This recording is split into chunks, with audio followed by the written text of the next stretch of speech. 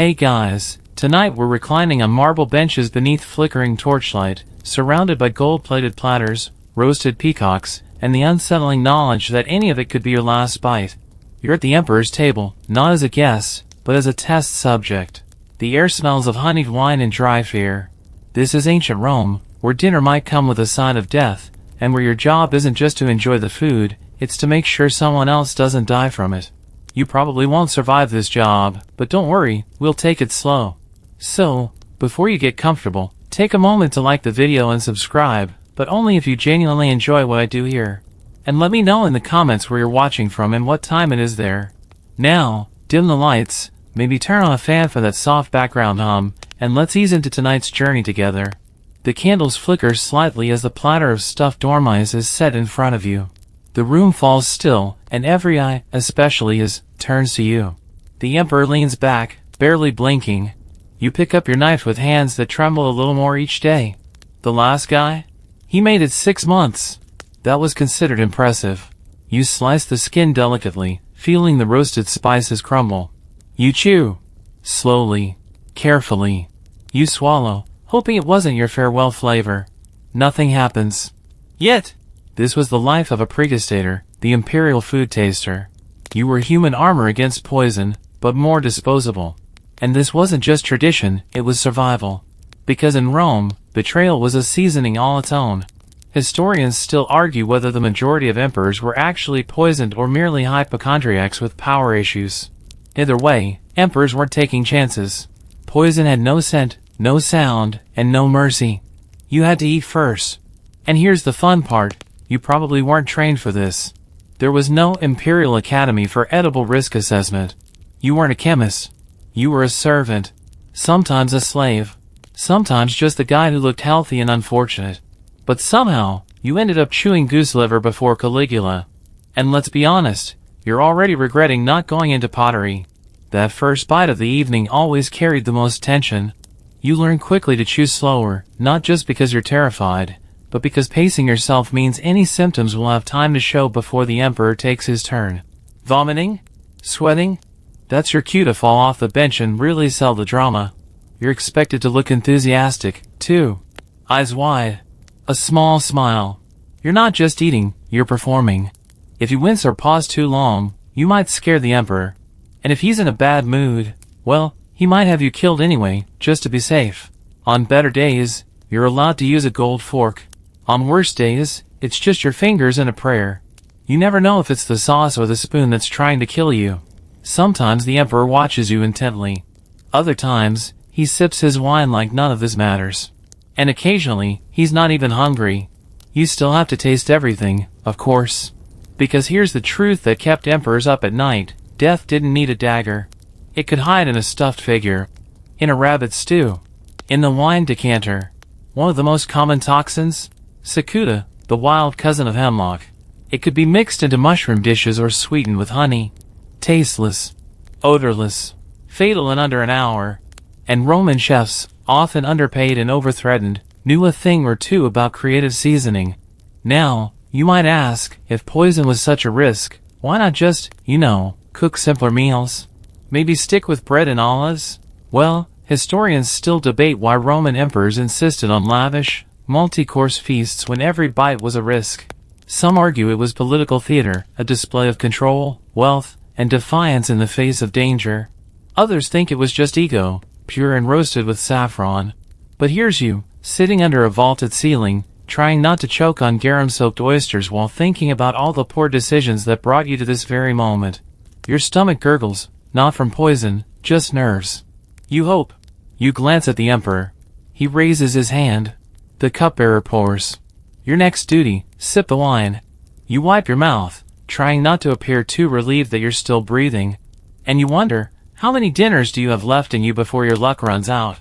You try not to let the wine dribble down your chin as you take the first cautious sip. It's sweet, spiced with herbs you can't pronounce, and it leaves a strange tingle on your tongue, but that could just be the adrenaline. Or panic. Across the table, the Emperor watches your throat as it swallows. Still alive? Excellent. He gestures, and now he'll drink the same wine, if he feels like it. This ritual is old. Very old. As in, Republic-era senators stabbing each other while chewing roast duck old. The Romans were obsessed with control, and food was an obvious vulnerability. In a world without lab tests or ingredient lists, the solution was simple: let someone else try it first. If they drop dead, maybe skip that course. And that someone else is you. You're not wearing armor or carrying a gladius. No, your only weapons are a strong stomach and a silent prayer to Fortuna. You are the pregustator, the Emperor's human guinea pig. The job doesn't come with a manual, just vague instructions: eat before he eats. Don't die. Look cheerful. And as for qualifications? None.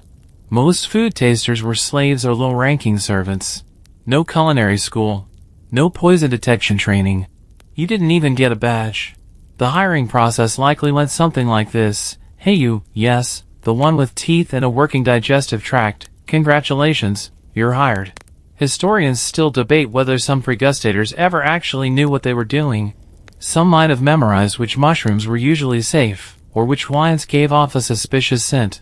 But most were just enthusiastic eaters with questionable luck. You think about Gaius, the guy before you. He lasted a few months before collapsing face first into a platter of flamingo tongues. Was it poison? A heart attack? No one knows. The Emperor had his body burned immediately, just in case whatever killed him was contagious. So now it's your turn. Every bite, every sip, every suspiciously bitter aftertaste, it's your responsibility. You're not even allowed to refuse a dish. If you say no, thank you, you're basically confessing that the food's unsafe. And that might get the chef, and you, executed. Tonight's menu includes stuffed dormice, honey-glazed songbirds, and something that smells oddly like seaweed despite being called imperial lamb delight. You go in order. First bite. Wait 30 seconds. Swallow. Smile. Repeat. No hiccups. No tremors. No sudden gasping. So far, so good. One of the guards winks at you. You know it's mock sympathy. No one bets on the taster's lifespan. You remember the story of Emperor Domitian. He was so paranoid, he made his tasters sample water from every jug, sometimes after he'd already drunk from it, just to be sure they weren't double-crossing him. Of course, that didn't stop him from being murdered by court officials. But that's wrong for you. Food might kill you, but politics definitely will. Sometimes you wonder if it's even worth worrying about the poison. After all, the Emperor himself could kill you just for sneezing too loud. And yet, there's something uniquely horrifying about the idea of dying because you swallowed the wrong anchovy. Here's a fun tidbit: some emperors rotated their tasters frequently, to prevent bribery. Others kept just one, believing loyalty would protect them. Both approaches had flaws. If you were trusted too long, enemies might offer you money or freedom to slip a little something extra into the stew. If you were new, you might just be too clueless to notice anything suspicious. Historians still argue whether Emperor Augustus ever caught his taster faking a symptom to avoid tasting a particular dish. One version of the story says Augustus made the man eat the entire serving while everyone watched. He survived. Barely. Then Augustus promoted him. Because that's just the kind of motivational program they ran back then. You shift in your seat as the next platter is unveiled: figs stuffed with pine nuts and roasted boar. You try not to think about the fig incident with Claudius. Supposedly, he loved them so much he ate a dozen without letting his taster near them. A few hours later, he was convulsing on the floor. Coincidence? The historians are still yelling about it. You bite. Chew. Wait. The fig is warm, soft, and suspiciously tangy. You hope that's just the vinegar. Meanwhile, the room around you hums with quiet activity. Slaves bring in more dishes. Musicians pluck half-heartedly at lyres. The emperor's wife whispers something to a senator, who smiles too fast. Everyone is pretending not to notice that your job might explode at any moment. And here's the kicker: you're not even paid well. The idea was that being near the emperor was its own reward. You got nicer clothes. Sometimes leftovers. Occasionally, if you impressed someone powerful, they'd remember your name. But you didn't sign up for glory. You signed up for survival.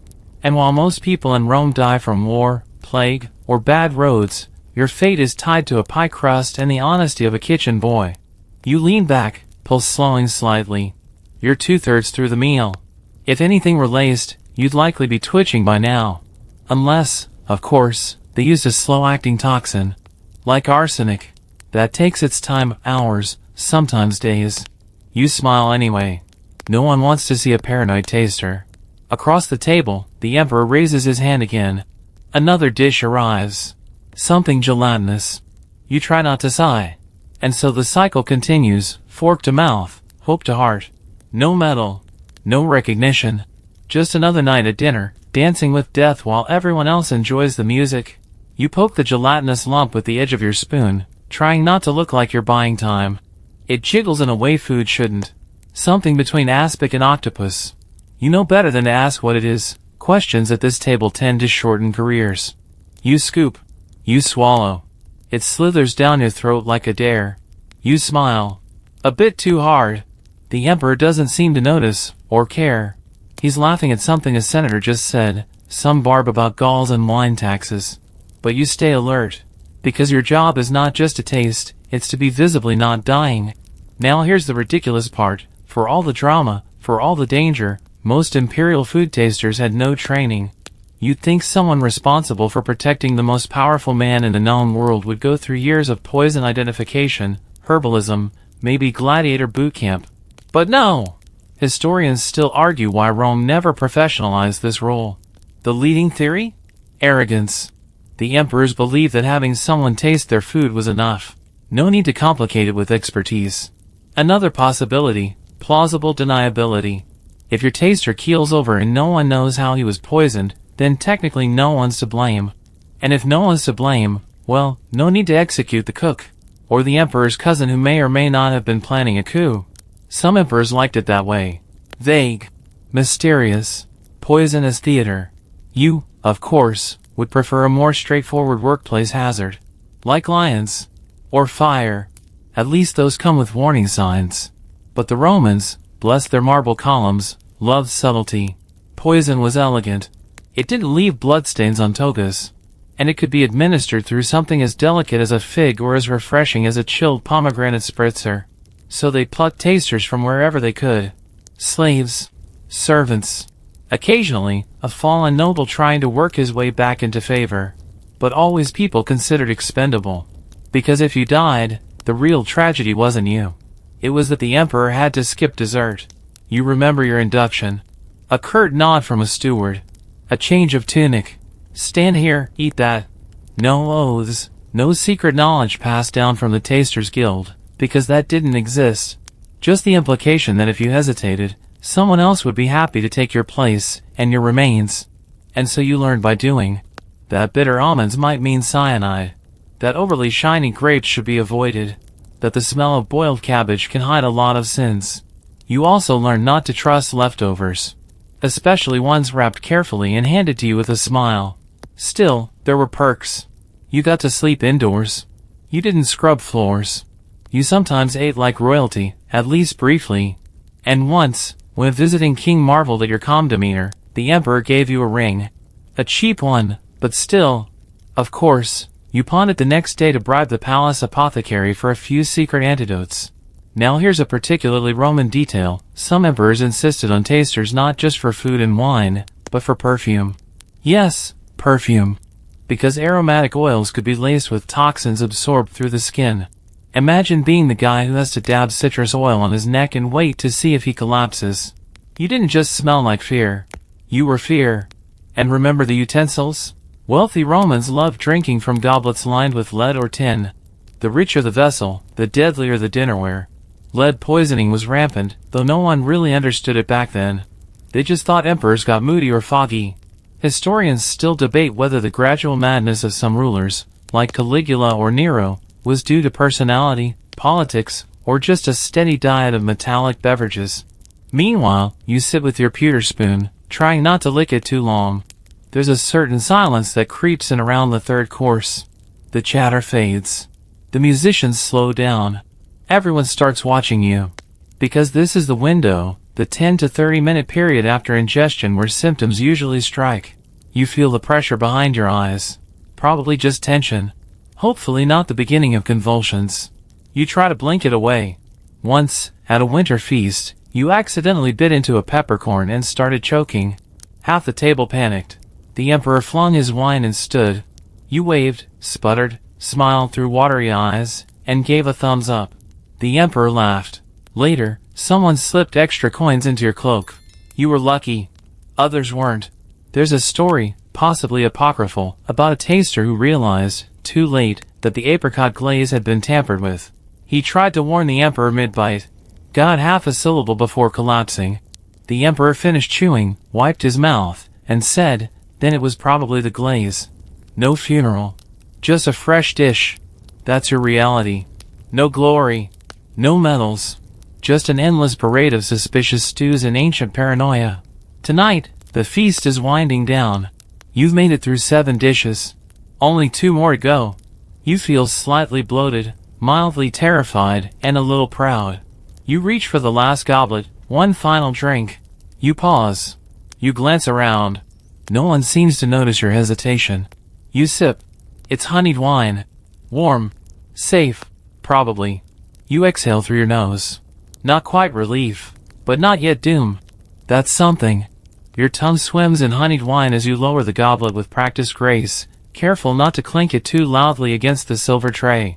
You've made it through the feast, at least, physically. The emotional hangover, well, that arrives later, usually somewhere between midnight sweats and early morning regrets. The emperor reclines, bloated and gleaming under lamplight, while the senators murmur approval over the final course. You survived another night, but you don't let your spine relax, not yet. Because in Rome, survival doesn't mean safety. It just means you've bought yourself a few more hours. You clear your throat gently, the signal that the food has been deemed non-fatal. There's no applause, no nod of thanks. You're not here to be appreciated. You're here to absorb danger, silently, with clean hands and no complaints. Historians still argue whether the role of pregustator was feared or pitied. It depended, they say, on the mood of the emperor and on the taster's own ability to mask terror with dignity. Tonight, you managed both. The final dish, an absurd tower of dates, nuts, and crushed rose petals, was more architecture than sustenance. You nibbled. You waited. You smiled. You didn't die. But the real danger wasn't just what lay on the plate. It was what the meal represented.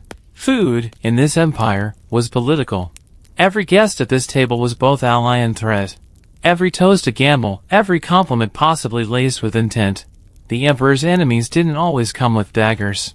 Sometimes, they came with pie. You think back to Lucullus, the man who practically invented the art of dangerous dining. His banquets were legendary. Silk draperies, snow-cooled wine, peacock tongues cooked in saffron. He once held a dinner so lavish that another senator, convinced he was plotting a coup, had him watched. Was he paranoid? Probably. But also correct. Because in Rome, luxury was a weapon. The more extravagant your meal, the more suspicion you attracted. And still, emperors leaned into it. Because power, to them, wasn't just about armies. It was about control. They wanted to prove they could eat extravagantly while surrounded by enemies, and still survive. Even if it meant risking yours truly in the process. You remember one evening, a visiting diplomat brought candied figs from the east.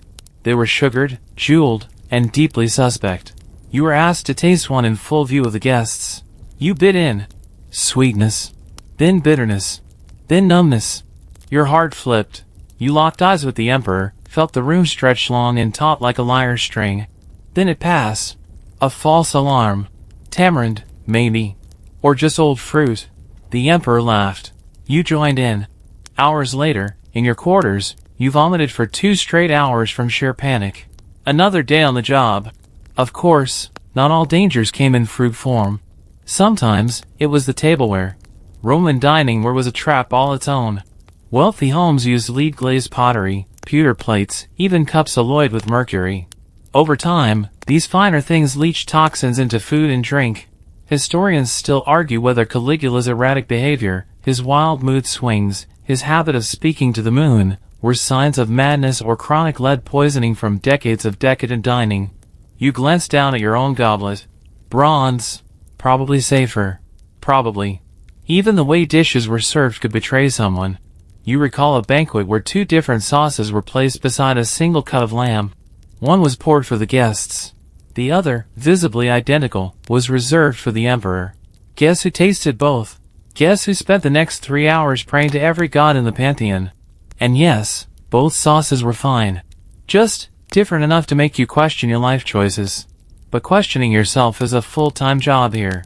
Especially because of the rumors. The kitchens are full of whispers. Which senator is falling out of favor? Which consort is gaining influence? Which cook might be in someone's pocket? You learn to listen. Not just to plates and platters, but to silence.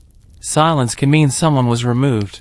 Silence can mean a new sauce no one's talking about. You develop what you call, in modern terms, anxiety management rituals. For example, you only eat with your left hand now. It's a superstition. But you believe it helps. You smell every goblet before sipping, no matter how much it irritates the steward. You chew 5 times before swallowing anything unfamiliar. You once chewed lettuce until it turned to mush.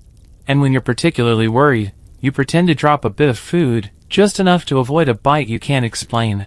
That trick's bought you time before. It'll buy you time again. Still, the stress builds. And your body keeps the score. You haven't slept properly in weeks. You flinch at cinnamon, because it once masked a near-fatal blend of herbs. You mistrust garlic. You hate mushrooms. You're constantly balancing your face, too calm, and they'll say you're hiding something. Too nervous, and they'll assume the food's bad. You've perfected the expression of neutral contentment. Half-lidded eyes. Relaxed jaw. Not too many blinks. It's an art form, really. And for all that, you still don't know what's coming next. Tomorrow might bring another foreign delicacy. A new wine from Egypt. A salad topped with crushed pearls. Or it might bring the last fig of your life. But for tonight, you survive. You rise, bow slightly, and retreat from the feast with your insides still inside you. That, in Rome, is a win.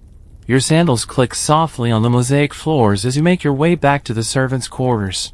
You try not to move too quickly, it would look suspicious if you appeared too eager to escape. And anyway, your belly is full of imperial excess and your nerves are riding the tail end of a slow, simmering panic. It's not until the heavy door closes behind you that you exhale for real. That low, grateful groan you release? That's the sound of someone who didn't die from figs tonight. You slide down against the cool wall, fingers twitching with leftover tension. You're still here. Still intact. But let's not celebrate too quickly. Because food tasting in Rome wasn't just about what you put in your mouth, it was also about what you didn't know you were consuming. Take cicuta, for example. It's what the Greeks called hemlock, but in Rome, it went by many names, most of them whispered. It's one of those poisons that slides under your skin so smoothly you think it's just a spicy aftertaste. They could mix it with honey and serve it in fig compote. That's right, poison fig surprise. You'd think someone might notice after the first emperor started foaming at the mouth, but this is Rome. People die during dinner all the time. Historians still argue whether Claudius was assassinated via poisoned mushrooms or just had a really bad foraging habit. His physician said mushrooms were the food of the gods, which is poetic, considering gods don't have intestines. Claudius loved mushrooms. He ate them with wild abandon. His taster, rumored to be a timid ex-gladiator with a sweet tooth, either didn't detect the poison or wasn't given the chance. Some sources say Agrippina, his wife, bribed the kitchen to skip the taster entirely. Can you imagine? You survive dozens of imperial meals, only to be excluded from the one that kills the emperor. Some might call that luck. Others, like you, call it betrayal of the highest order. It's the subtlety that always gets you. Not every poison hits hard. Some mimic indigestion. Some feel like headaches, or fatigue, or I probably shouldn't have had the illness. You remember once waking up after a feast with your vision blurred and your joints stiff. The physician said it was probably the sauce. The sauce. You couldn't walk straight for 2 days. But no one cared. The emperor hadn't died, so everything was fine. You were, after all, just a buffer zone in human form. There's a special place in Roman paranoia reserved for figs. They were sweet, common, and alarmingly convenient for killers. You think about it every time one appears on tray. Split open, drizzled with honey, stuffed with pine nuts. Sometimes, they were served with a dash of vinegar, supposedly to balance the humors. More likely, to mask bitterness. One legend tells of a senator who served poisoned figs at a private banquet. He never got caught, because he tasted them first. The poison was in the stem, carefully left attached only on the emperor's plate. Elegant. Horrifying. Delicious. The real terror, though, isn't in the figure. It's in not knowing. You've bitten into salted olives and wondered if they were dusted with powdered stone. You've eaten fish that numbed your tongue and been told that's how it's supposed to taste. You've even heard rumors, whispered among kitchen slaves late at night, that some emperors tested their tasters by slipping in a safe but suspicious flavor just to see if you'd flinch. If you did, you were dismissed. If you didn't, well, then you were trustworthy. Or at least, predictable. Because here's the uncomfortable truth, the emperor wants you to be scared. Not terrified, just enough to keep you careful. Too calm, and you're suspicious. Too jittery, and you're useless.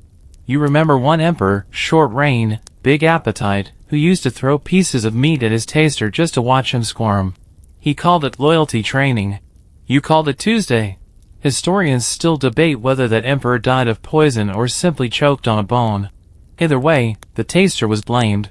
In your role, you start seeing food less as nourishment and more as possibility.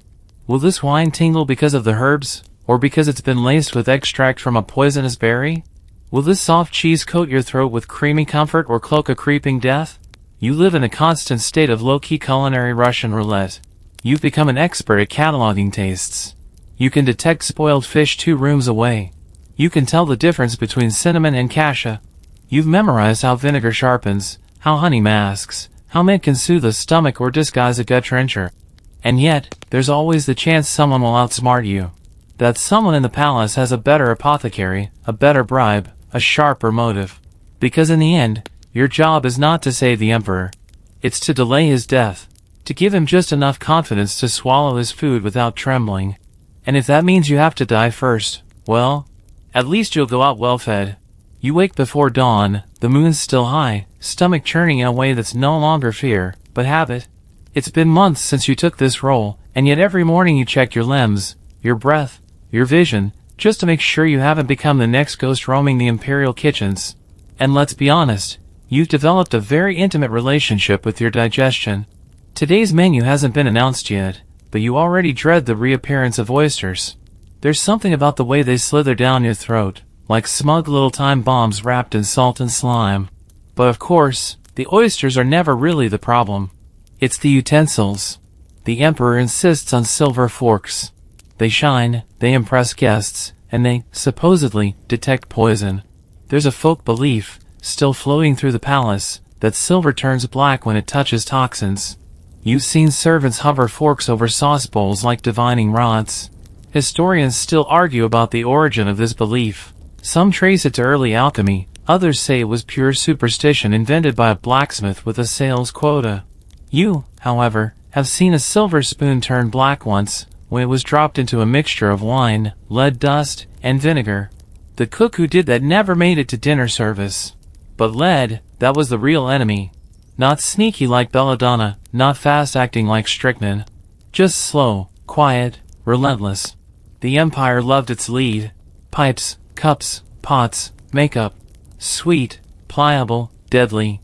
When added to wine in the form of sapa, a syrup made by boiling grape juice in lead vessels, it created an irresistible sweetness.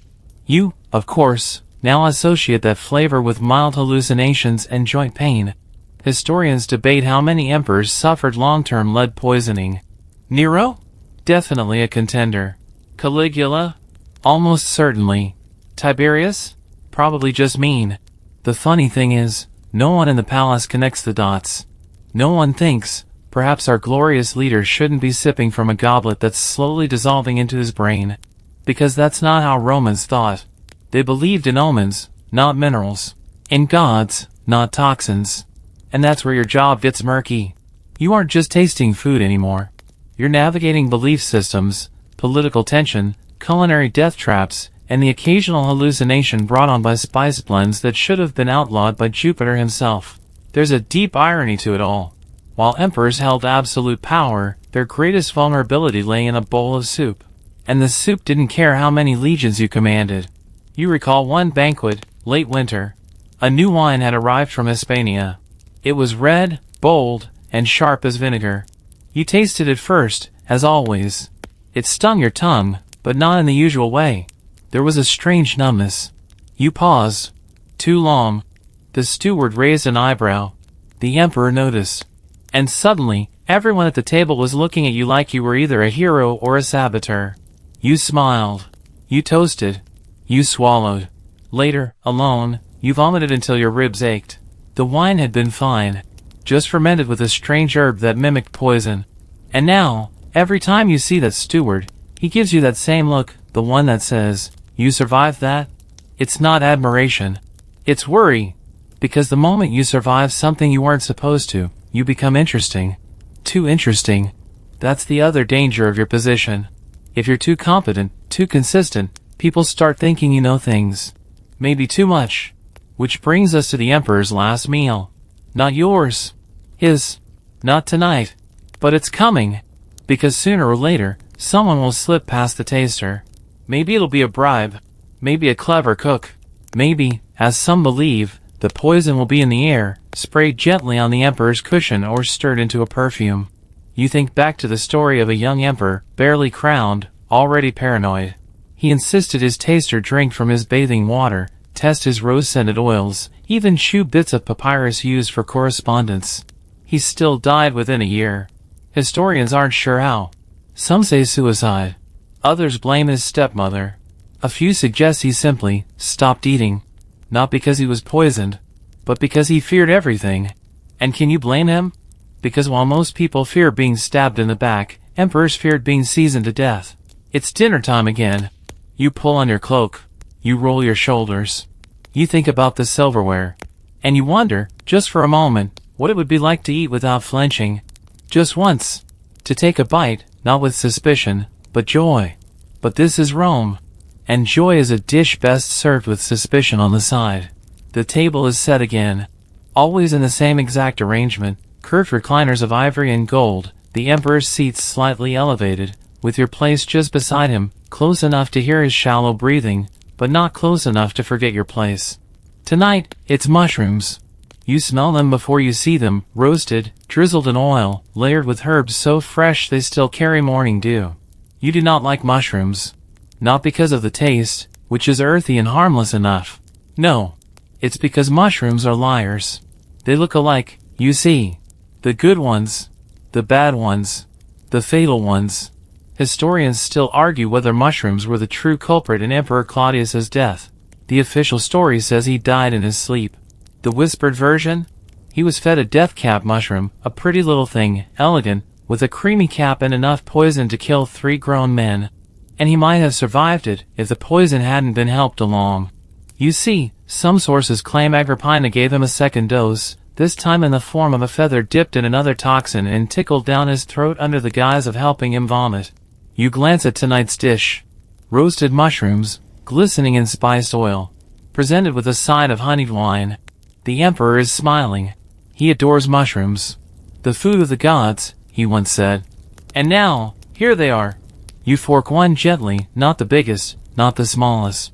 You cut it in half. You examine the stem, the gills. Nothing obvious. Of course, it never is. You chew. Slowly. You wait. The room doesn't breathe until you do. Your heart taps behind your ribs, but nothing else happens. Just a familiar dampness of palms, a slight tightening in the throat that you think is fear, not paralysis. You nod. The Emperor digs in. He doesn't even thank you. He doesn't have to. This is the job. You've heard tales from older servants, of one taster who developed a technique involving a candle flame and a bit of salt to test food before eating. He said it made the toxins react, flare, burn brighter. He died eating a salad. Turns out, lettuce is very flammable under oil. Still, you admire the creativity. You've tried tricks too. Holding the wine to the light, watching for the slow trail of heavy sediments, sticking to the edges of dishes where the poison might not settle. But it's all guesswork. Rituals against chance. Tonight, after the mushroom course, comes a quail egg tart. You're grateful. Eggs, at least, don't lie. You slice, eat, and wait. The Emperor's mood is improving. He's laughing again. And you're here, still vertical. A victory. It was the same centuries earlier, Roman leaders fearing their own kitchens more than any battlefield. Poison was considered the elegant assassin's tool. Too messy to stab someone during a Senate meeting? Hide nightshade in their bread roll instead. And if you're wondering how many emperors met their end by meal, well, the answer depends on which historian you trust and how much olive oil was involved. But there's no denying the pattern. Claudius, mushrooms. Titus, rumors of poisoned fish.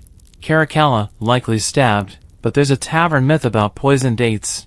Domitian, assassinated in a larger plot, but only after he became so paranoid he refused any food not prepared by one man. That man? His taster. Guess who died a day later? You try not to think about it as you clean your plate. The evening winds on. There's a pause now, the subtle intermission where musicians play something inoffensive and servants sweep away crumbs like they're state secrets. The air smells of cinnamon and roasted meat. Your stomach grumbles, not from hunger, but from exhaustion. Because eating like this, night after night, isn't just a risk. It's a marathon. Your body is tired of being a battlefield. You've been purged, prodded, and peppered. You've swallowed more spices than a merchant galley. You've sweated through more meals than most people enjoy in a lifetime. And still, you show up. Because that's what a pregustator does. Not for glory. Not for wealth. Just for the chance to wake up one more morning without your insides turning against you. You know it can't last forever. But you also know that tonight, you've passed the test again. And in Rome, that's the closest thing to peace you'll get. After the last bite is swallowed and the final toast raised, the hall begins to empty. Senators shuffle out with forced laughter, sycophants whisper hollow compliments into the emperor's ear, and the musicians, bless them, keep plucking away like they're not watching the clock. You remain where you are, still upright, still breathing, your body a temple of practice calm. But you're listening. Always listening. Because in Rome, danger doesn't just arrive on a platter, it arrives in whispers. The kitchens are filled with them. Whispers of resentment, of envy, of secret alliances over trays of steaming duck and fermented cabbage. You've learned that sometimes, the warning signs aren't in the dish. They're in the way the servers look at it. Tonight, one of the kitchen boys avoided eye contact when presenting the mushroom dish. That's nothing new. Most of them don't want to look a taster in the eye.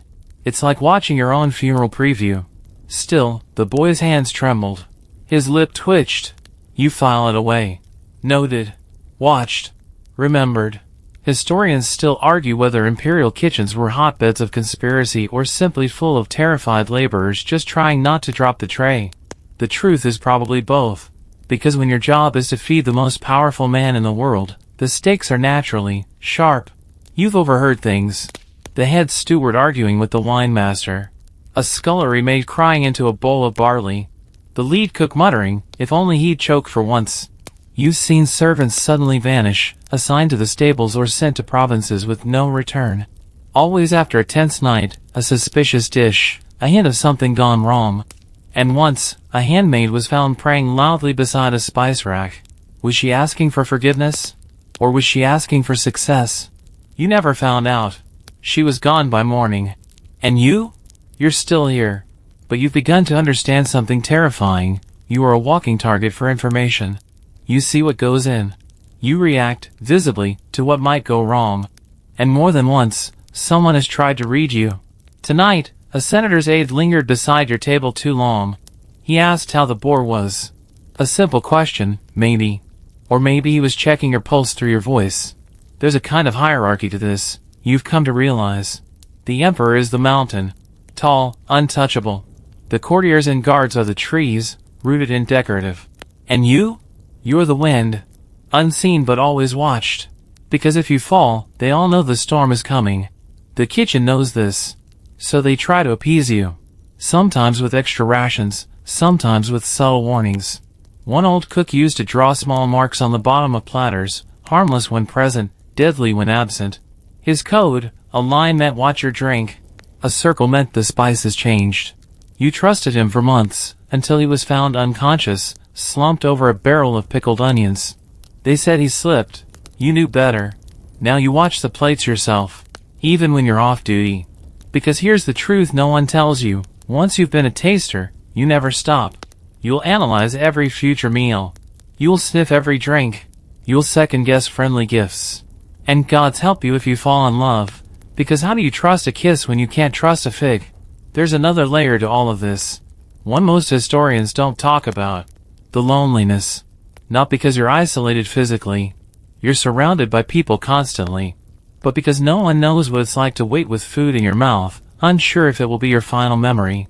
No one understands the silence that follows your first bite.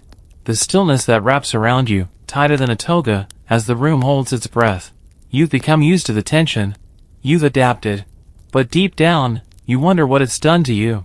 Tonight, as you strip off your tunic and wash your hands with lavender water, you stare at the trembling surface of the basin. Not from fear. From fatigue.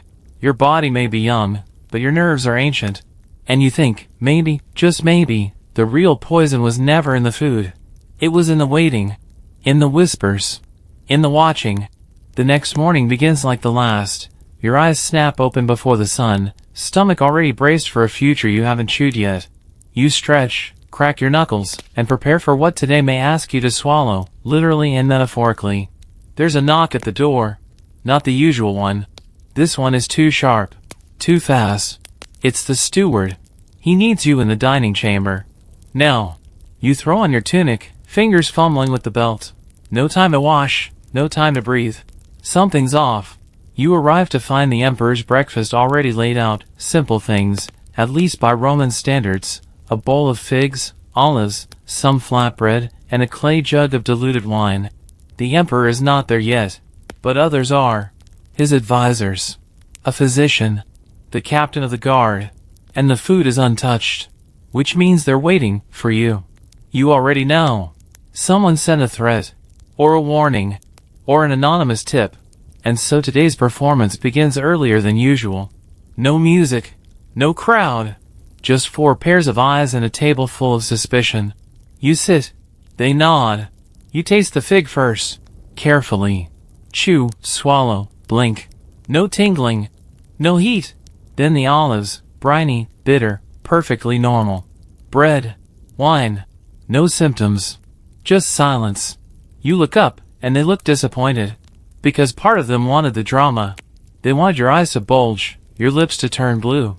Not because they wished you harm, but because a clear threat is easier to solve than an invisible one. Historians still argue whether threats against emperors were common or simply exaggerated by palace paranoia.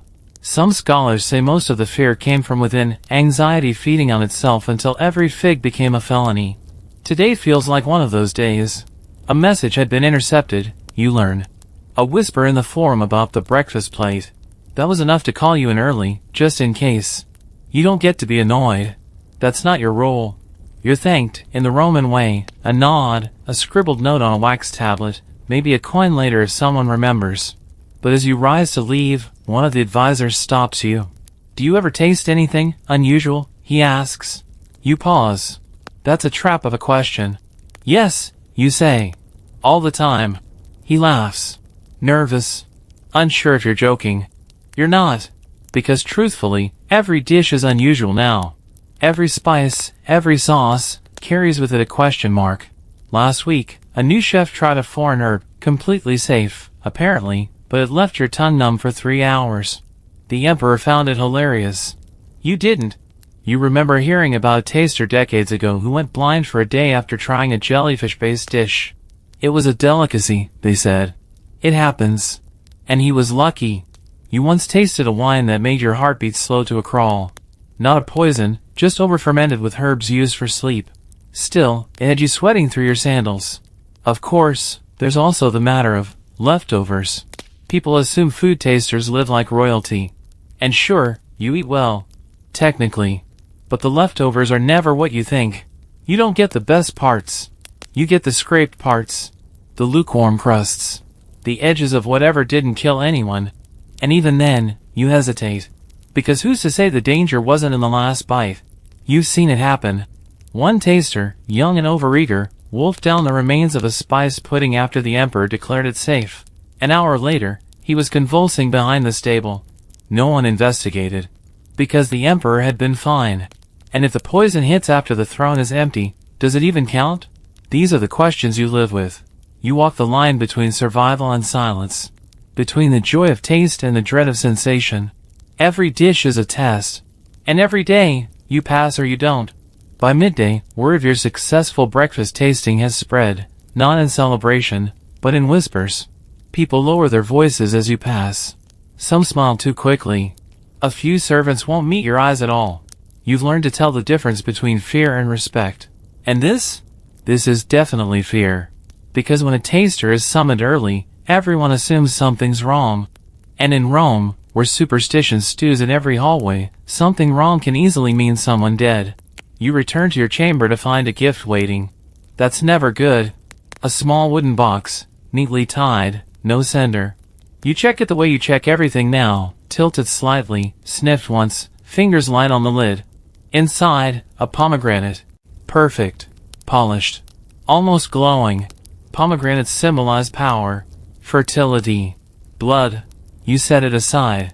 You've been here long enough to know that gifts in this palace are rarely free, and sometimes they're warnings wrapped in sugar. Historians still argue whether food tasters were ever intentionally bribed to not taste something. It's a controversial idea. Why pay someone to skip their one job?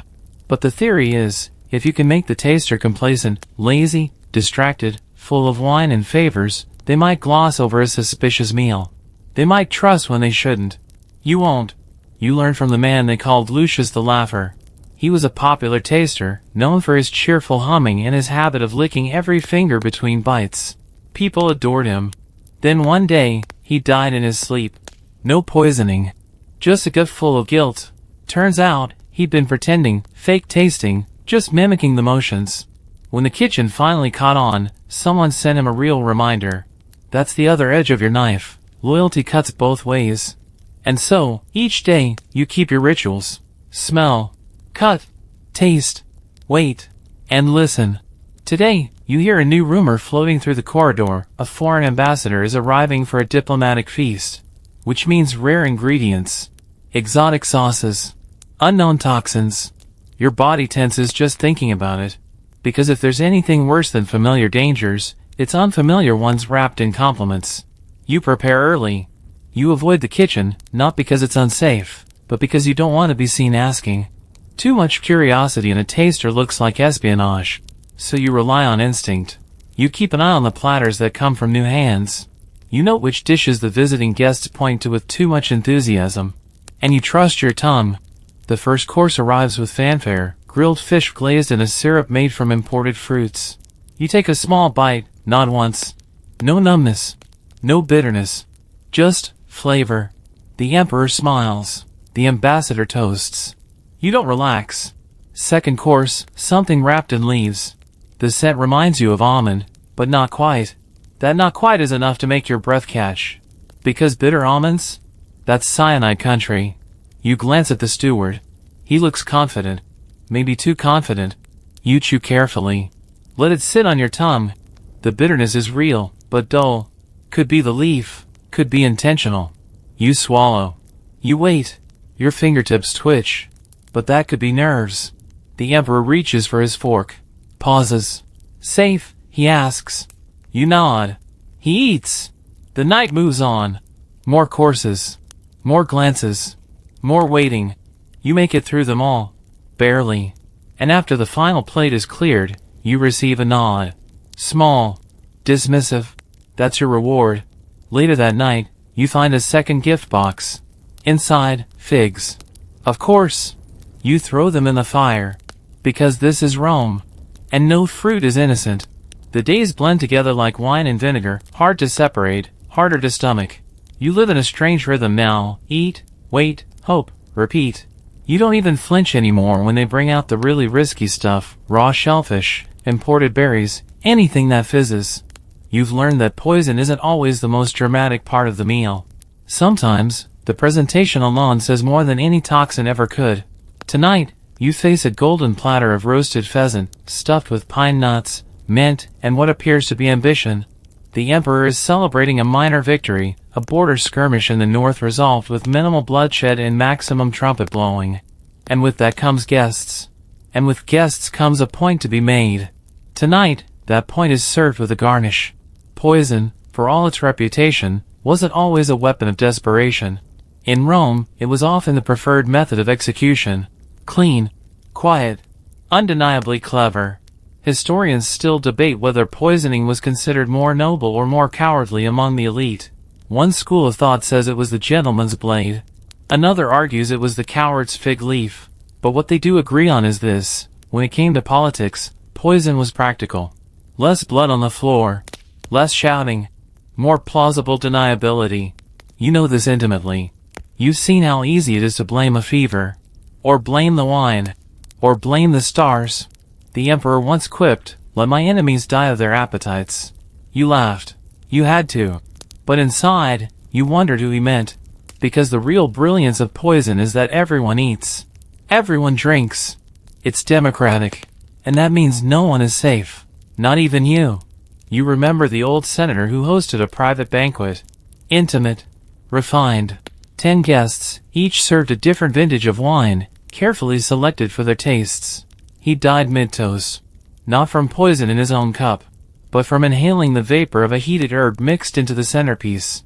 It was clever, horrifying, and ultimately unsolved. You were there, and you tasted every dish, but you never thought to sniff the centerpiece. Now you do. Always. That night changed the way you enter a room. You note the candles, the incense, the steam, and the guests, always the guests. Because in a room full of smiles, the one person not smiling is usually the one who knows something. Tonight's room is full of those. You take your first bite of pheasant. It's hot, tender, spiced just enough to mask any sharpness. You chew, count, wait. Nothing. You sip the wine. Rich, floral, suspiciously perfect. You wait again. Still nothing. You begin to breathe, slow, even, steady. And just as the emperor lifts his fork, a guest stands.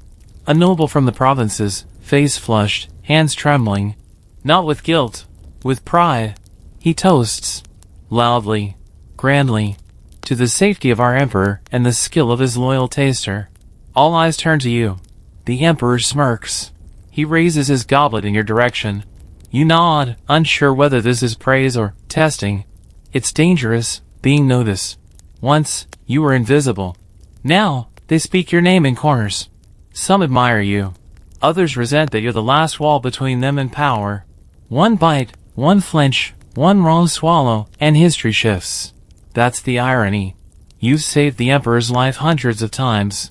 But if you ever fail, that one moment will erase everything else. That's the job. Unrewarded survival. Unforgivable failure. You finish your meal. You excuse yourself. And as you walk past the senator who toasted you, you meet his eyes. He smiles. Too long. Too wide. You don't smile back. You dream in flavors now. Not comforting ones like cinnamon or fresh bread. No, your dreams are sharper, bitterness, metal, overripe fruit with a sour sting. Sometimes you wake in the night certain your tongue is swelling. Sometimes it's just dry. You've become fluent in fear's aftertaste. And yet, each day, you sit. You taste. You smile. Because the emperor still lives. And that means you still live. But lately, something's been gnawing at the edge of your gut. Not food, not poison. Possibility. What if someone figured out how to trick you? There are whispers, fragments of rumors swirling through the kitchen corridors, about a new method. Something so advanced, so subtle, even the most seasoned taster couldn't detect it. A counterpoison. You first heard about it from an apothecary, half-drunk, trying to impress a concubine. He spoke of a toxin that doesn't trigger symptoms immediately, but interacts with something later. 2 parts. Taken separately, harmless. But when consumed in order, days apart, they become fatal. Historians still debate whether such a technique truly existed or was just a myth invented by herbalists trying to sell more expensive antidotes. But the concept stuck with you. What if someone fed the emperor part 1 yesterday, and today's meal is part 2? You wouldn't catch it. Not in time. You taste the second part, smile, walk away. And hours later, the emperor would collapse, long after the flavors faded from your mouth.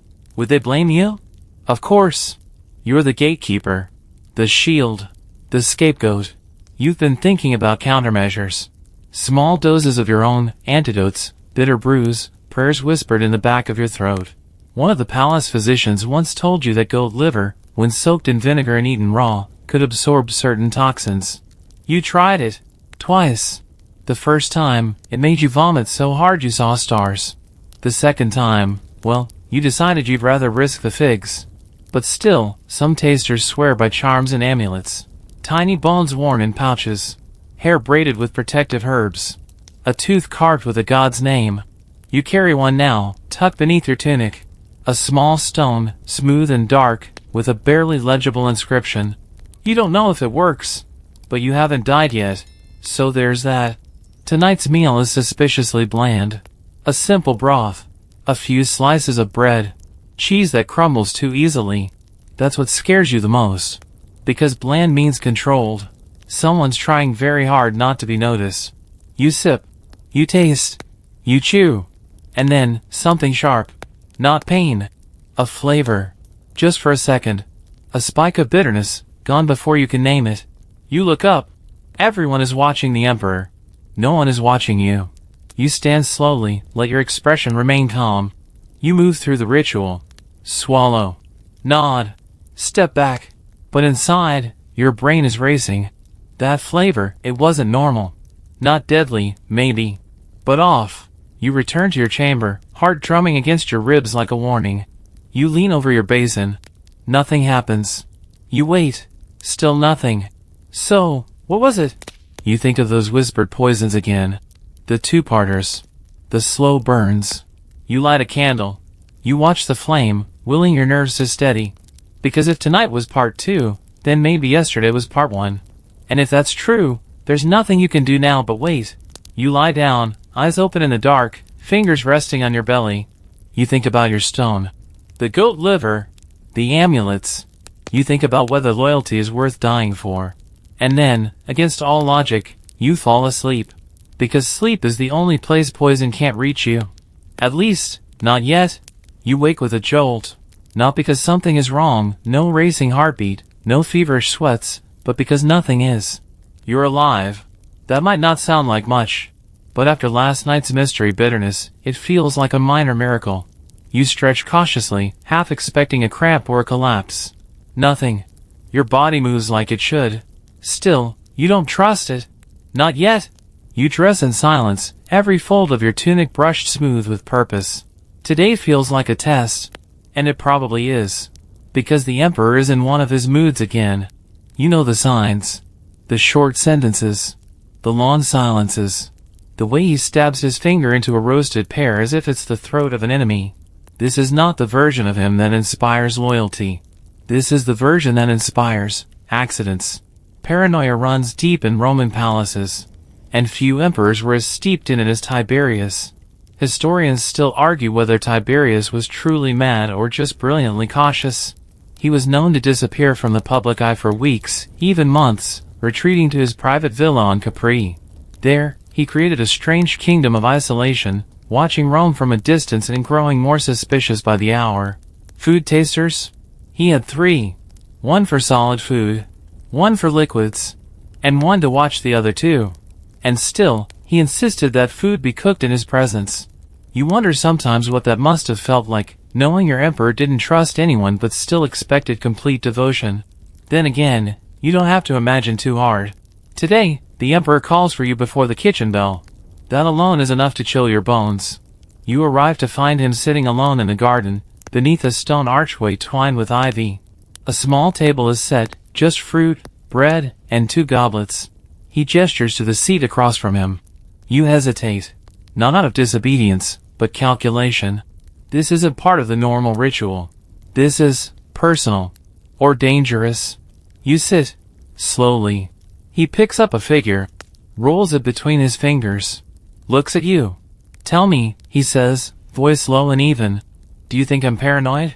The safest answer, of course, is silence. But silence can be interpreted. So you respond carefully. I think Rome makes it difficult not to be. He nods. Looks away. Then back. I had a dream, he says. That you died.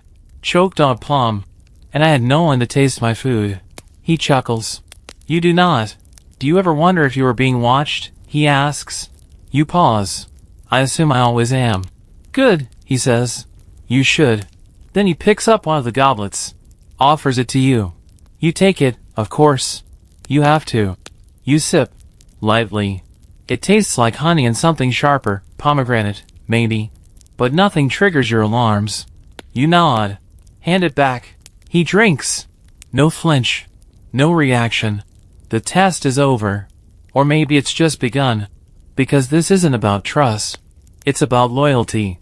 He wanted to see if you'd hesitate, if your hands would shake. They didn't, but your knees did when you stood. As you return to your quarters, you're greeted by silence. Too much of it. You check your room. Nothing moved. Except your charm. The stone you carry. It's been turned. Just slightly. Someone was here. A warning? A search? A message? You don't know. But you sit, back against the wall, and think of Tiberius. And you realize, the worst poison of all isn't hemlock or belladonna. It's doubt. Slow-acting. Always fatal. You carry the doubt with you into the next evening, wearing it like a second tunic, tight, suffocating, and impossible to shrug off. You've grown used to wearing fear, but this is heavier somehow. Tonight's menu is meant to impress. A high-ranking general returns from campaign, victorious, bloodied, and half in love with the sound of his own voice. To honor him, the emperor has ordered a banquet that screams opulence. Ostrich eggs, candied eels, dishes shaped like cities, wine from amphories so old they bear the seal of emperors long dead. You don't feel like eating. But of course, that's not your call. The kitchen is a frenzy. Servants rushing, slaves shouting, cooks slicing meat into filigree as if the emperor might inspect every sliver. You don't step foot inside tonight. You're too high profile now. People go quiet when you enter. Conversations die mid-sentence. And once, just once, you caught someone glancing at you and hiding a smile. You still don't know what that meant, but you've learned not to chase questions you're not ready to hear answers to. Still, tonight will be a challenge. Not because of the dishes, but because of the volume. The more courses, the more chances for error, for sabotage, for mistakes. Historians still debate whether the complexity of Roman cuisine was a culinary evolution or just an elaborate game of edible Russian roulette. Ostrich meat, for example, was considered a delicacy, but when undercooked, it caused digestive distress that could mimic the early symptoms of poisoning. You once tasted a slice that left you doubled over for 2 hours. And no one believed you when you said it wasn't fear, it was foul. Tonight, the ostrich is back. You stare at it, glistening under gold honey and charred rosemary. You cut, chew, and wait. Nothing. Yet, the general watches you with fascination, like you're part of the entertainment. Which, honestly, you are. The emperor toasts, to those who eat danger, so the rest of us may dine in peace. Everyone laughs. You smile. Because the line between job and joke gets thinner every day. The wine tonight is darker than usual. Imported. Syrupy. Slightly metallic. You pause. Not long, just enough to make the steward blink. You sip. And this time, something's wrong. Not pain. Not numbness. Just wrong. It tastes too smooth. Too intentional. You feel the corners of your tongue react, not recoil, exactly, but respond. You swallow anyway. Because not doing so would raise a flag you're not prepared to wave. You glance at the emperor. He hasn't drunk yet. He's watching you. You raise the goblet. Nods all around. A ritual complete. He drinks. And for a moment, the room exhales. But you do not. Because that smoothness lingers. That unnatural sweetness. That aftertaste that feels curated. You survive the rest of the meal. But the sensation doesn't leave. Hours later, alone in your quarters, you run through possibilities. It could have been safe. Just aged oddly. Or it could have been something new. You remember whispers of a poison called phelonium. Rare. Expensive. Derived from plants found only beyond Egypt. It creates no symptoms at first, just a sensation of well-being. Then drowsiness. Then death, so peaceful it's often mistaken for sleep. You lie back, staring at the ceiling, waiting for your heart to betray you. It doesn't. Not tonight. But you don't trust tomorrow. You wrap your charm in linen and place it beneath your pillow. You consider tying garlic to the door, like the old superstitious nursemaids did when you were young. You don't. Because in Rome, garlic can't stop betrayal. Only awareness can. And your eyes have never been more open. It starts with a whisper, as it always does. You're still bleary-eyed from a night of watching shadows move across your ceiling when a kitchen boy appears at your door, wide-eyed and panting, clutching a linen-wrapped bundle and stammering that you're wanted. Now, you don't need to ask why.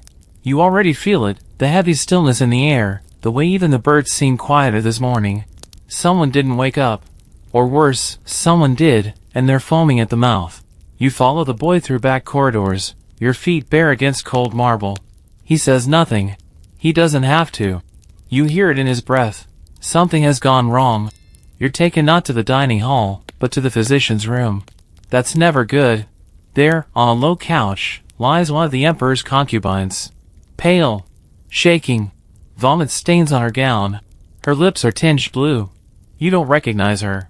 That doesn't matter. What matters is what she ate, and whether it was meant for her. The physician glances at you. She was at the banquet last night, he says. She drank the wine. Your heart does a full rotation in your chest. The wine. The same wine you tasted. The same wine you thought too smooth. And suddenly, you know, this was part 2. Historians still debate whether some poisons could be layered, spaced out over days, even weeks. Some call it superstition, others a lost science. But now you've seen it. Or you are seeing it. You sit down, suddenly unsure of your legs. The physician pours something thick and bitter into a bowl, an emetic, and nods for you to drink. You obey. It tastes like crushed charcoal and regret. You retch. Once. Twice. Nothing comes up but bile on yesterday's bread. He hands you a cloth. Too late, he mutters, not cruelly. Just, honestly. You wipe your mouth and breathe shallowly, listening to the girl's moans as her body tries to fight a war it wasn't trained for.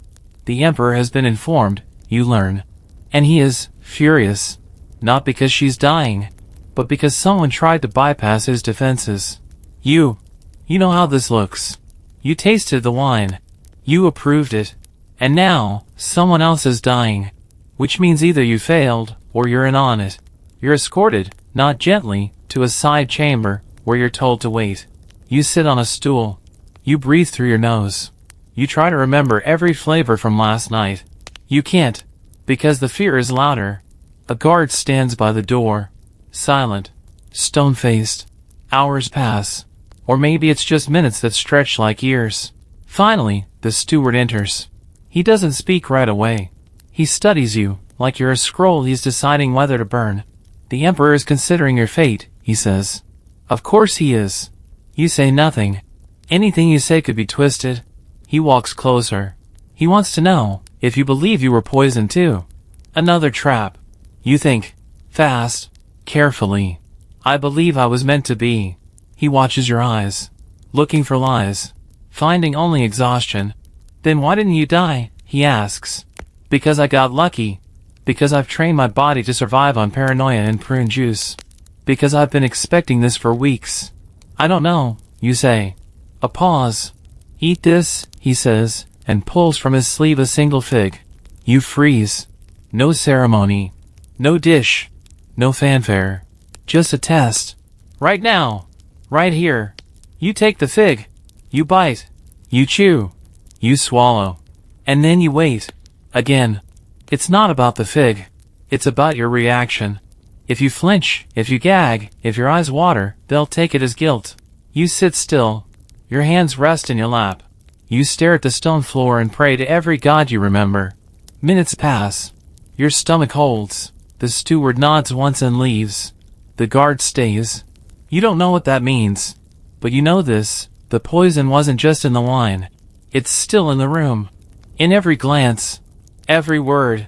Every doubt. And now, you've vomited your way into the middle of something larger. Because if someone is trying to kill the emperor, and they used you to do it, you're not just a suspect.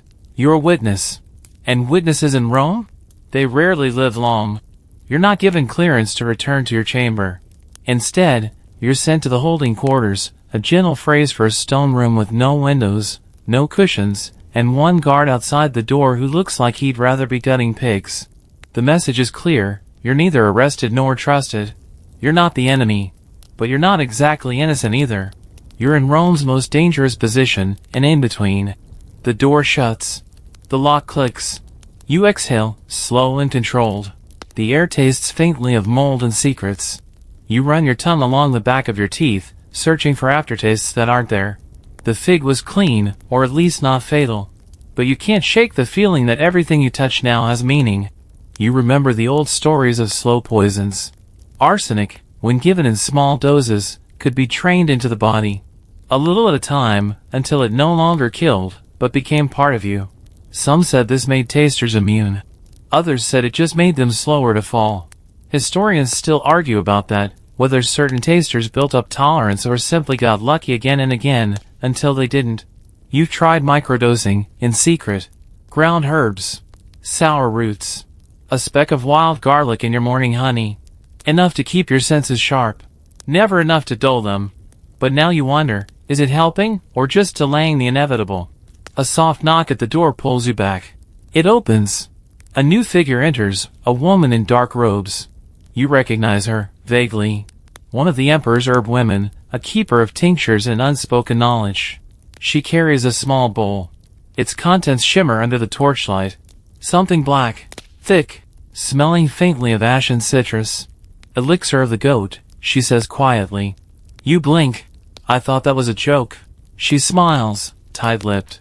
Most truths begin as jokes. She kneels beside you and offers the bowl. It won't save you if you've already been marked, but it might slow what's coming. You hesitate. Then drink. It tastes like mud, vinegar, and something sharp you can't name. Your throat burns. Your stomach tightens. The woman doesn't leave right away. She leans in. Someone in the court is trying to remove everyone close to the Emperor. Tasters. Stewards. Even wine handlers. You're not alone in this. You meet her eyes. Do you know who? She shakes her head. I know who's afraid. That's not the same. But it's more than you had. She leaves. The door shuts again. And you sit. Alone. Stewing not just in suspicion, but patterns. Because now you see it clearly, the meals have changed. Gradually. But deliberately. Flavors too rich. Wines too thick. Spices meant to confuse the tongue, to mask one bitter note under 20. You think back to that concubine. She didn't die, yet. But she came close. Too close for it to be a coincidence. And she wasn't supposed to drink the wine. That was meant for the Emperor.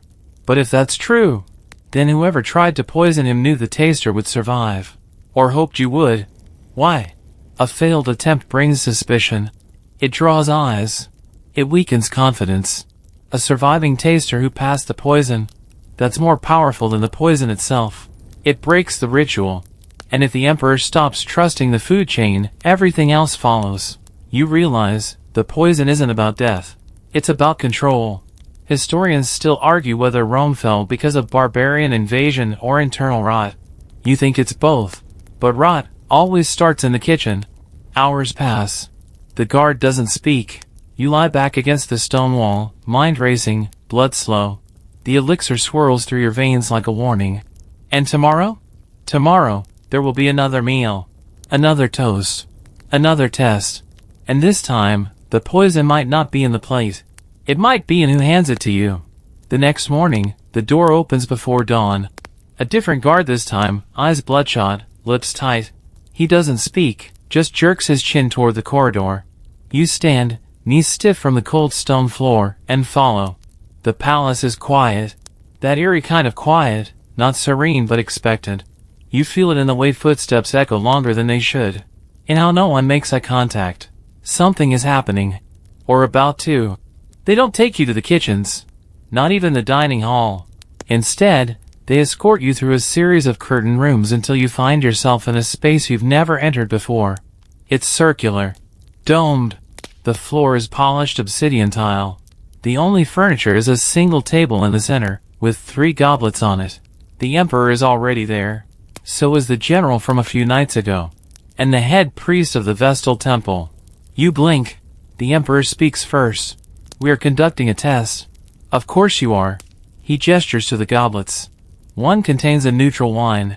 One contains a hallucinogen. One has a slow-acting purge agent. You glance at the priest, who nods as if that explains everything. It doesn't. You will taste all 3, the Emperor says.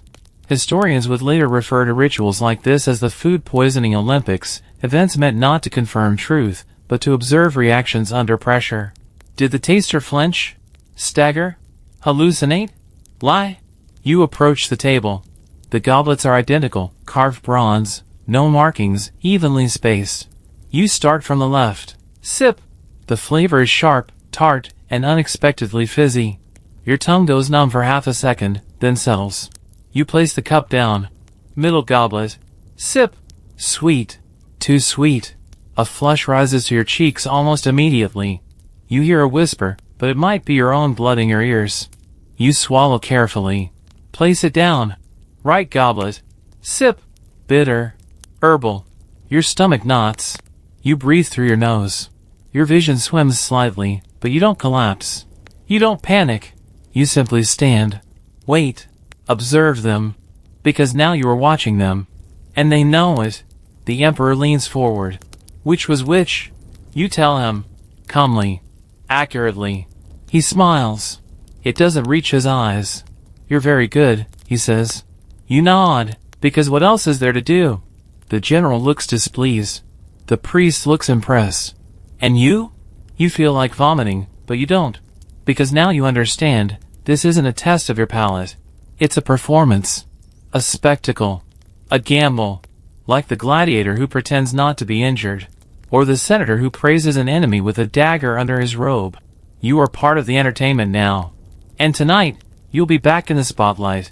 At the grand feast. One more game. One more performance. But this time, the audience is not just watching to be amused. They're watching to see if you fail. You're escorted back to your quarters. A robe has been laid out for you. Not your usual drab brown. This one is crimson and gold, imperial colors. A warning or a reward? You can't tell. You sit on the edge of your bed and sip water, wondering if it's safe. Historians still debate whether tasters were revered or ridiculed. You suspect it was both, depending on the hour and the outcome. Tonight, you'll be honored with a seat closer to the Emperor than ever before. Closer to power. Closer to danger. And the poison, you think, may not be in the goblets this time. It may be in the cheers. The claps. The smiles. It may be waiting in the way someone says your name too sweetly. It may be not even poison at all, but pressure. To stumble. To hesitate. To finally make a mistake. And that is the cruelest part of your job. You can be perfect 100 times. But the 101st? That's the one they remember. You stand. Straighten your crimson robe. And prepare for the next test. The banquet is already alive by the time you arrive. Light bouncing off golden goblets, silk rustling like whispered secrets, and laughter that feels just a little too sharp at the edges. You walk in, every eye turning toward the red and gold robe you wear like a second skin. It's not a uniform. It's a signal. A flare. Tonight, you're not just the taster. You're the spectacle. The Emperor raises a goblet in your direction as you approach. It's not a toast, it's a challenge. The table has been extended to make room for visiting dignitaries. Men with sun-browned faces and foreign accents, women veiled in translucent cloths and dripping jewelry. None of them trust the food. All of them trust you to die first. You take your place. The steward brings out the first course. It's nothing dramatic, cold lentils, seasoned with mint and vinegar. But you know better than to trust something just because it looks humble. You taste. Wait. Nod. The Emperor digs in, followed by everyone else. That's how it goes. The food taster performs, the court eats, and the performance resets with every course. Except tonight, something's different. You're no longer invisible. You can feel it in the way the dignitary from Palmyra watches your every chew. You catch it in the sideways glance from the general, who once toasted you and hasn't said your name since. Even the servants are different tonight, tighter, quieter. One spills wine and flinches so hard you wonder if it was an accident or a stage distraction. Historians still debate why Rome dined so dangerously. Why emperors, with absolute power, chose to surround themselves with elaborate threats disguised as supper. Was it ego? Theater? A kind of controlled kink? Or was it something deeper, something darker? A refusal to accept the idea of randomness. A need to believe that if death came, it would come tastefully. Tonight, that belief is on full display. The second course arrives in pairs, one platter for you, one for the Emperor. Each identical, perfectly arranged. Except yours has a different garnish. You note it instantly. His has a mint leaf. Yours does not. And that's everything. You pause. Not visibly. But just enough for your hand to hover half a second too long. The Emperor notices. Of course he does. Something wrong? He says, too lightly. You smile. Just admiring the presentation. You lift your fork. Taste. Swallow. Nothing. Or nothing yet. But you mark it in your mind. The detail. The deviation. The signal. The emperor eats. Laughs. The table carries on. But you've felt the shift. The person who plated these dishes wants you to notice. Wants you to suspect. To doubt. To hesitate. Because hesitation is power. And that, more than any poison, is what tonight is about. Historians still argue why so many Roman plots centered on feasts. Why meals were where emperors fell. The answer is simple. Food was the most public form of intimacy. To share a table was to share risk. And to control that risk, to bend it, stretch it, flavor it, was the ultimate political play. By course 5, your head aches. Not from wine. From vigilance. You've had eel spiced with fennel. Duck laced with dried apricot. A pudding that trembled just a little too long before it set. You've tasted them all. You've survived them all. But the final course? It arrives covered. A dome of hammered bronze, lifted with flair. Beneath it, a single figure. Halved. Glazed. Presented on silver. The emperor raises an eyebrow. Everyone watches. You know the story. Everyone knows the story. The figure. Claudius. The poison kiss of sweetness. It's not subtle. It's intentional. The emperor gestures. For tradition's sake. Of course. You pick up your half. It's soft, fragrant, syrupy. You bite. You chew. You swallow. You wait. And the room? It leans into the silence. Because this is the moment. The final card. And when nothing happens, when you simply wipe your mouth and nod, the emperor claps once. Not for joy, but for conclusion. Dinner is over. The performance complete. And you? You've survived again. But this time, you realize, the danger wasn't in the fig. It was in the fact that everyone knew what it meant. Because the fig is no longer just a fruit. It's a question. A dare. A warning.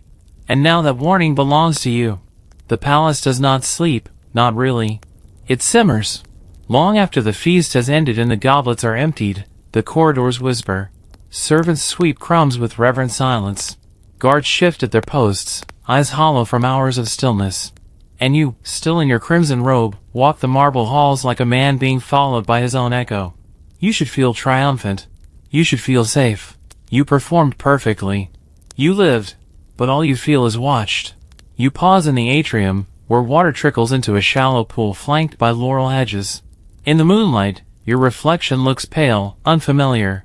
You dip your hands in the water, not to drink, just to feel something pure. Untouched. Behind you, footsteps. You don't turn. You recognize the rhythm. It's the steward. You've been moved, he says. The emperor wants you closer. Of course he does. That's how it always goes. When you pass enough tests, you're rewarded with visibility. And visibility, in Rome, is the first symptom of danger. Your new quarters are down the same hall as the emperor's own. The room is twice the size, the bed draped in red silk, a brazier lit with imported cedarwood. It smells like ceremony. Like a place where someone might go to die poetically. There's a tray waiting, grapes, cheese, honeyed bread. You touch nothing. You sit. You listen. And you wait.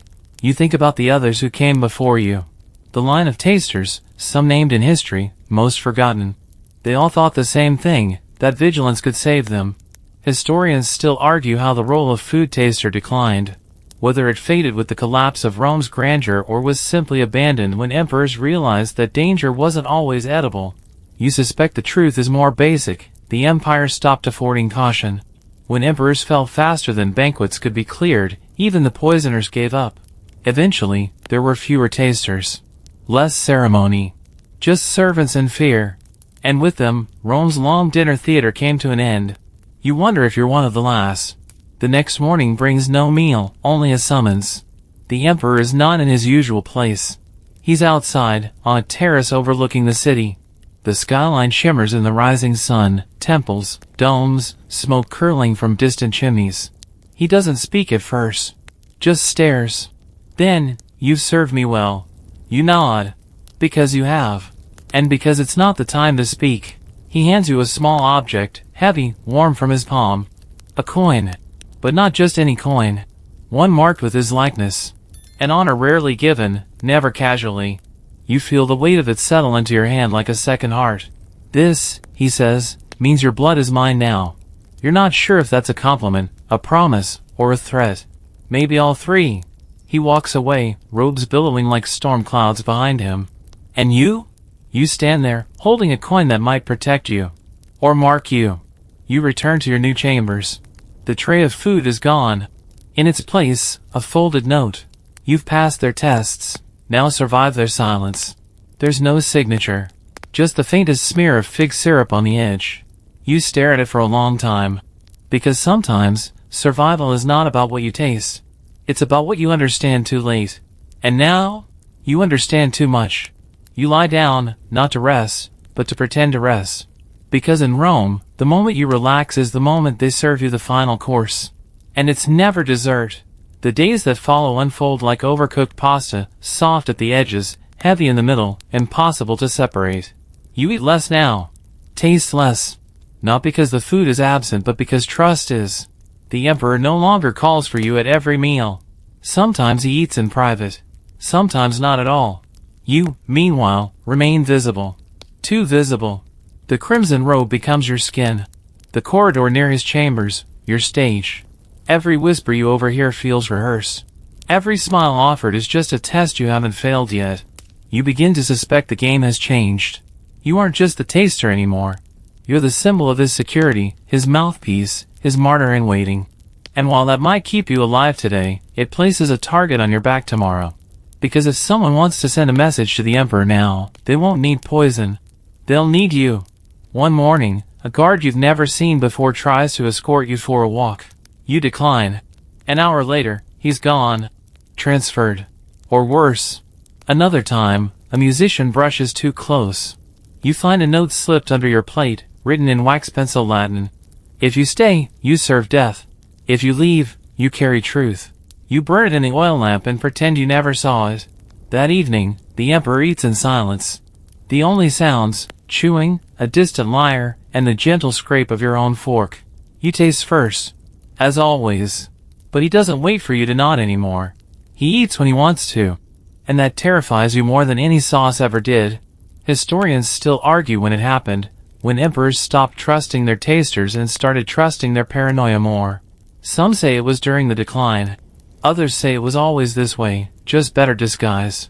You believe it was the moment the ritual stopped feeling sacred and started feeling redundant. Like a story everyone knows the ending to, but they keep reading out of habit. One afternoon, a visiting scholar is given a private audience with the emperor. You're not summoned. The scholar leaves alive. So does the emperor. But that night, your evening tray contains only one item, a glass of water. You don't drink it. You lie awake instead. Hours pass. The moon shifts. You count your breaths. In. Out. In. Out. You dream of figs, of course. You always do. And when the sun finally lifts over the skyline of domes and dust, you rise. You wash your face. You put on the robe. You sit by the door. But no one comes. Not that morning. Not that afternoon. Not that week. And you realize, with a chill that reaches deeper than any toxin ever could, they don't need you anymore. The emperor has stopped tasting his food. Which means he has accepted death. Or forgotten it. Or decided it doesn't matter. You are not dismissed. You are simply left out. Not condemned. Not spared. Silenced.